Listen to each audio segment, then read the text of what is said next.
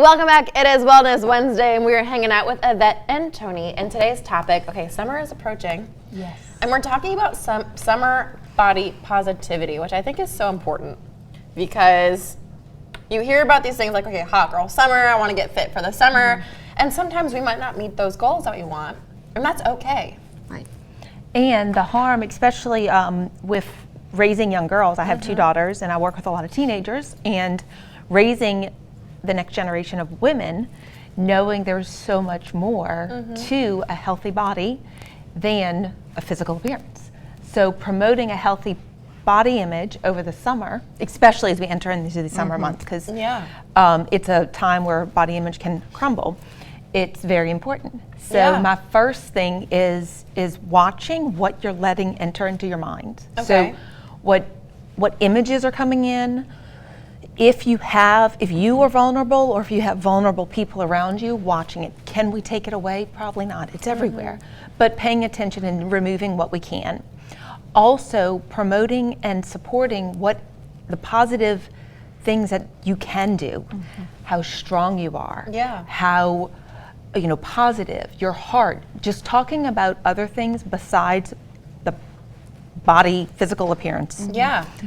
Also, the nutrition matters. So when someone is eating nutrient-dense foods and foods that are filled with vitamins and minerals and high fiber and some good protein, they're going to physically feel better, which then makes that positive body image better. Because when we eat a lot of processed foods, a lot of added sugars, they just don't make us feel good. Yeah. So that increases risk for then that negative self-talk. And then exercise, because nothing promotes a positive body image than joyful movement, where you go and you're moving your body, you feel good about yourself. So you're we've talked about this multiple times, but being in an environment where you feel good about yourself, where you're building muscle, where you're getting endorphins going, all of that promotes of what you can do rather than what you can't. And that's the final thing I'll say, is focusing on what you can do, whatever your body can do, rather than what it's can't right now. And I love that. I think it's a super important message to have, especially as we enter into summer. And are you guys teaming up for a little seminar? I will be doing a free seminar at GoodWolf Power Yoga for moms or parents of daughters. Awesome. You have the image there. It's going to be on June 12th.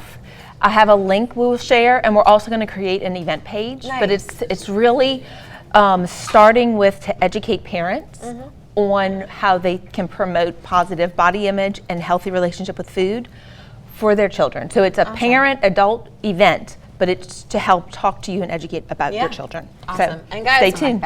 I love this. We're going to post all this on our website, kadn.com. We have movement coming up. Let's check in with Adam Olivier, though. Welcome back to the movement portion of Wellness Wednesday, and I'm really excited for this because we're stretching today. I feel like we forget to stretch sometimes, especially like before or after a workout. Guilty. Yeah? Very guilty. And so we're using these little bands to help us stretch out today. It's for shoulders, so I thought, well, let's just bring this and put it over our head. Oh, this is and gonna so be you can pull as much as you want or not pull, right? Actually, this feels really And good. then, I'm gonna have to turn this way. And then you can. Oh wow, that feels. Then you can bend your elbows, Adam, and just go down.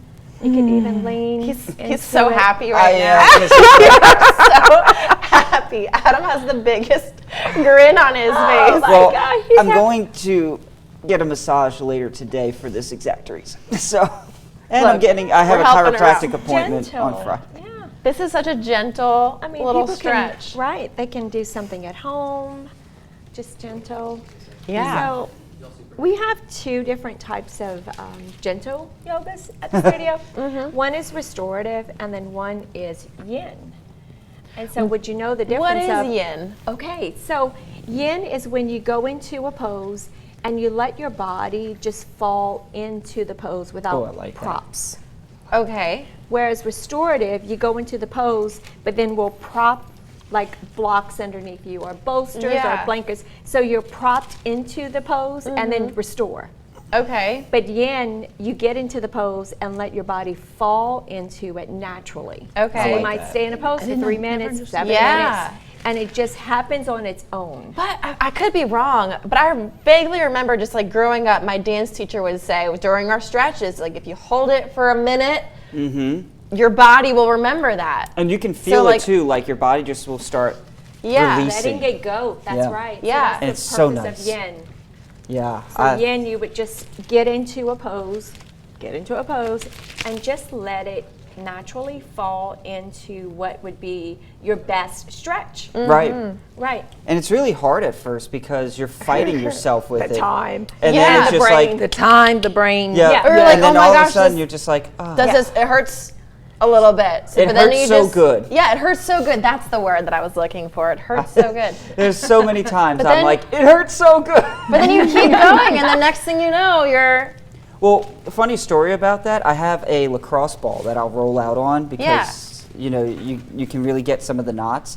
And it really hurts, but then at some point you're just kind of like, this actually feels really good, and I'll almost fall asleep on the lacrosse ball. Oh my gosh. Probably not the best thing to do, but it still works. Maybe not the best. And I think we're running out of time. But guys, stay with us. We'll be right back after this.